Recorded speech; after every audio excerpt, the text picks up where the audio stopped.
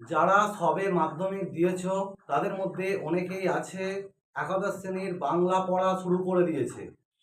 তাদের জন্য আজকের এই ভিডিও। একাদশ শ্রেণীর বাংলা বিষয়ের একটি গুরুত্বপূর্ণ প্রবন্ধ হলো বঙ্কিমচন্দ্র চট্টোপাধ্যায়ের বিড়াল প্রবন্ধ। এই প্রবন্ধের বিষয়বস্তু হলো মানুষ তার খাবারের উচ্ছিষ্ট অংশ অর্থাৎ খাবার পর ফেলে দেওয়া অংশ বিড়ালকে দেয় না বলেই বিড়ালকে চুরি করতে বাধ্য হতে হয়। ঠিক তেমনই আমাদের সমাজে অনেক কৃপণ ধনী ব্যক্তি আছে যাদের ভোগের অতিরিক্ত অর্থাৎ তাদের যা প্রয়োজন সেটা মেটানোর পরেও যে অতিরিক্ত অংশ থাকে সেটা গরিব মানুষকে দেয় না বলেই তারা চুরি করতে বাধ্য হয়।